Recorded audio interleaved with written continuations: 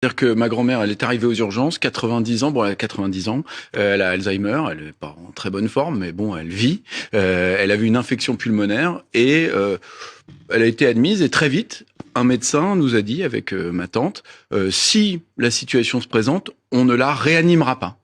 Donc, qu'est-ce que ça veut dire si la situation se présente? Si il faut la réanimer, c'est-à-dire que si à un moment il y a un organe qui lâche, enfin voilà, on la réanimera pas. On nous a dit très froidement, et je dois vous dire que rien que de vous en parler, c'est encore difficile parce que ça nous a extrêmement choqués. Vous avez dit, on la réanimera pas. Ouais. Donc moi j'ai demandé pour quelle raison, enfin comment cette décision avait été prise, et on m'a dit c'est une décision collégiale. Et ce terme collégial, il m'a été répété plusieurs fois, et j'ai compris pourquoi. Il y a un texte de loi que je vais pas vous lire parce qu'il est très long, mais qui dit qu'en gros, des médecins peuvent décider de manière collégiale. En l'occurrence, je me suis renseigné, c'était 2 personnes, dont un médecin qui n'avait jamais vu ma grand-mère, un réanimateur qui ne l'avait jamais vu. Donc en fait, un médecin et un autre, je ne sais pas dans quel cadre, eh bien ils peuvent décider d'interrompre les soins et d'interrompre même. On m'a même dit, on l'hydrate. Vous savez, votre grand-mère, on l'hydrate et on la nourrit. Je dis, encore heureux. Enfin, je pensais que c'était un petit peu logique dans un hôpital, et on m'a dit non, on pourrait aussi arrêter l'hydratation et la nutrition. C'est écrit sur le texte de loi ici,